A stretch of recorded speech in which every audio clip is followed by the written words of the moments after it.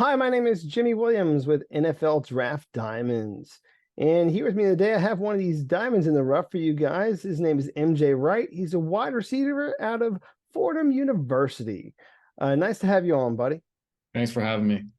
No problem. If people haven't really paid attention to Fordham ball, the one thing that comes to mind for me is you guys have been an explosive offense, really airing it out downfield. And of course, you are amongst those guys, being one of the targets for your quarterback. So as we move along, man, I just kind of want to get a chance to hear your story. So give us some of that. Started from the beginning and where you're from. So go for it. Okay, yeah. So I was born in Richmond, Virginia. Then I moved here when I was younger in Frio, New Jersey.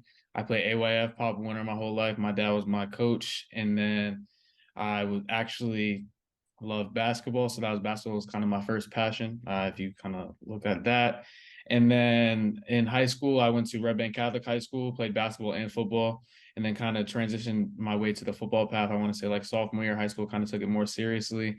And then my senior year, we won a state championship, played at MetLife, got a couple offers out of high school. And then that's what kind of led me to Fordham University. Cool. So just kind of want to backtrack and highlight a couple of those things. Again, winning a state championship there, your final year there at Red Bank Catholic there in Jersey. And also did some basketball. You had mentioned you're a big basketball fan. So who are you a big fan of, man? I mean, I mean, I'm just trying to, figure out like, on the basketball side of things. Yeah, it's always been Kyrie Irving since he's from New Jersey, played at St. Pat. So I kind of watched him playing in middle school when he was in high school, and then big fan of LeBron James. I think he's the greatest player of all time. So uh, those two for sure, definitely LeBron. And you have a whole bunch of guys from Jersey because people always talk about how Jersey has the best basketball player. So I kind of Interesting. yeah, that's what people say. So that's what kind of got me into basketball, playing the AAU circuit throughout high school, and then went from there. Cool. You think your basketball like lineage has helped you as a football player? I mean, whether that be your vertical, your your change of direction or whatever. I mean, what do you think? Yeah, basketball definitely translates over for sure. In terms of, I know people say in terms of releases, it's almost like you're playing basketball. You're moving smooth. You're moving with the basketball, trying to make that defender miss, trying to cross somebody over. So definitely basketball translate onto the football field. You still get a chance to go out there and hoop a bit or what? Yeah, we play. We we played intramural my freshman year, and then we play over the summer too. So we definitely play, but in season definitely no. But we get a couple shots up, maybe on an off day or something. Gotcha. Well, I mean, definitely a fun sport to play. I mean, although personally, like every other time I play basketball, I'm setting myself up for potential injuries. So I mean, that's just me personally. But anyway, so you played your ball, both football and basketball there in Jersey, and then of course transition from there and you found your way to Fordham University. So coming out of high school, I mean, what were some of the other options that you had? I mean, was it always going to be Fordham or what? Yeah, so my junior year, I got an offer from a Division II school from St. Anselm, and then I kind of went on the map in terms of like senior year, so I had to have a good senior year film. And then Colgate was my first offer, and that was for defensive back, and then Fordham was my second offer. So I only had three offers out of high school. And what kind of led me to Fordham was the relationship with the coaches, the community, the brotherhood there, just meeting the guys, and I had a couple of friends already there, so I kind of visited them, and then just the atmosphere. So you said that you had an offer to play defensive back. I mean, that sounds interesting. I mean, obviously you've been a wide receiver for a long while. I mean, did you play some DB during your time in high school? Yeah, I played everywhere on the field in high school. I played both ways. You could check out my defensive film. I kind of pried it in my senior year, but yeah, I played DB and receiver. Cool. Well, You never know. I mean, coming out, a lot of guys are asked to switch positions. Sometimes have to people kind of have to wait things out and wait for their turn. But dude, Fordham's offense was so explosive that they they were okay having a third guy. They were okay having a third guy, really like sharing the ball around. I want to say there were several thousand-yard receivers last Yeah, season, there right? was there was three, and then we had a over I want to say 600 or 500 receiver two as well. That's just crazy, to think about. You had mentioned again just what Fordham means to you, and the fact that they took a chance on you and gave you that offer to come and play for them. But I kind of want to get your I don't know, academic situation there. I mean, what have you been able to accomplish there as a student? Yeah, so I was in the business school, and then I declared my major as business administration with the concentration in marketing. And I actually graduated with my bachelor's of science in May. And then right now for grad school, I'm doing media management. Nice. Well, we'll see what comes of all of that. But I mean, hey, it's nice to be able to have something that you're working on right now. But of course, obviously, we're talking to each other from the framework of a guy who's trying to get to the league. So, well, let's just continue to talk a little bit more about some football. Talk to me about that offense, man. What do you guys? Again, you guys do a whole bunch. Several guys with 1,000 yards. Fantastic quarterback last season. But gonna have a lot of changeover. Let's just be real. How are things looking this spring, man? I mean, is there gonna be much of a difference or what? Yeah, no. This was actually the big question. Somebody asked me that. No, there's no change, there's no difference. My receiver coach last year is actually the offensive coordinator, Coach Celta. He did a great job in the spring. And then we have a bunch of receivers who played as well last year. And we had a second team all conference receiver coming back as well, Makai Felton. So we're not really losing a beat on offense. We're running the same offense. Up tempo, speed, fast. We're coming right at you. So we didn't really lose a beat. Right, but the one thing that you guys did lose is you lost a lot of, great talented guys. Lost some receivers, your quarterback, and dude, this kind of just tends to happen. I mean, you have a very successful year. People go on, people either transfer or move on to the pros, which some of your old teammates have. Who's coming up in the program, man? Who's going to be stepping up, taking some of them roles? Yeah, so we have our whole O line coming back, which is good. I think we lost one guy, Phil Saylor, who's big for us last year. So we got a bunch of young guys stepping up. We got Garrett Cody on the outside, Makai Felton's coming back, Julius Leffridge, as you know, probably best one of the running backs coming. We got a transfer quarterback coming in from New Mexico, who's going to be huge for us. And then on the defensive side of the ball, we have a bunch of young guys coming in, a bunch of guys coming back, James Conway, Alfonso Dixon, basically just getting that brotherhood back, and then it was just looking good in the spring. Cool. And I was just kind of looking at your guys's schedule from last year and your win-loss record and basically what you were able to accomplish. I mean, sitting there looking at how many points you guys were able to put up, dude, it was just thick. I mean, I don't know if there was a record in there somewhere or what, but I mean, dude, it's like every game is like over 40, sometimes 50 points. I mean, you guys are doing a phenomenal job. Um, Ended up with a 9-3 record, maybe not closing out exactly how you guys planned.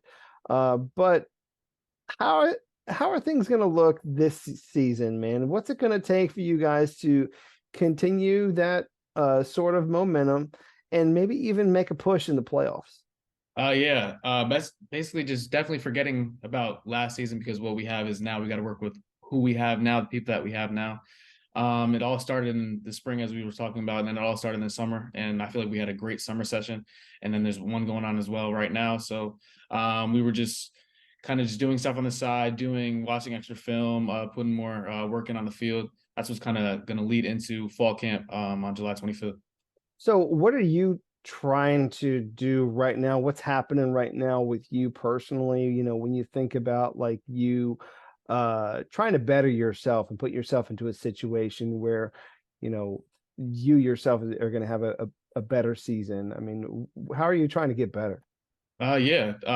Right now, actually, I just came back from California, trains with a bunch of guys down there. Shout out to TNT facility.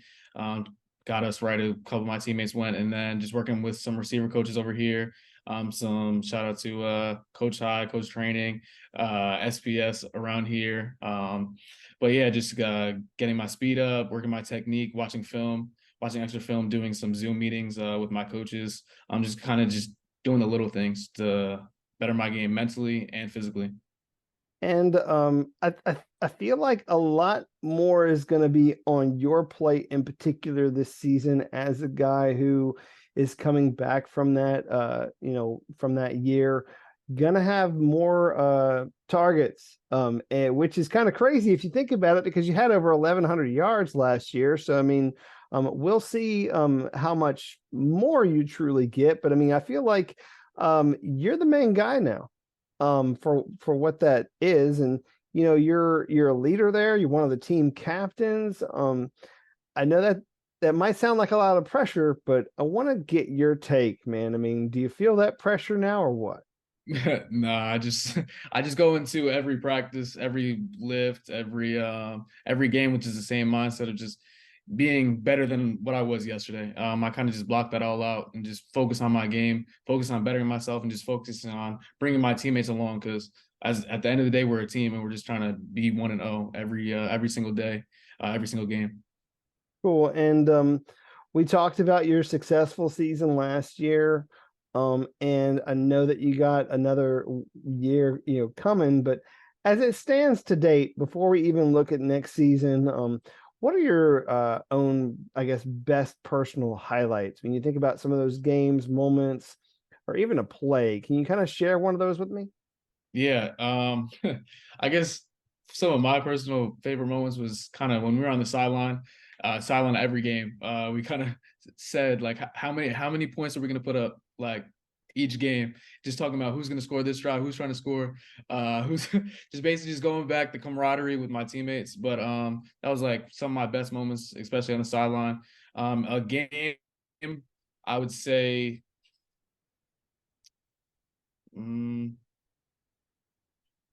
even though we I was gonna say, even though we lost this game, the Ohio game, just going back and forth, Fotis putting up like 300, Mm. just everybody just going off.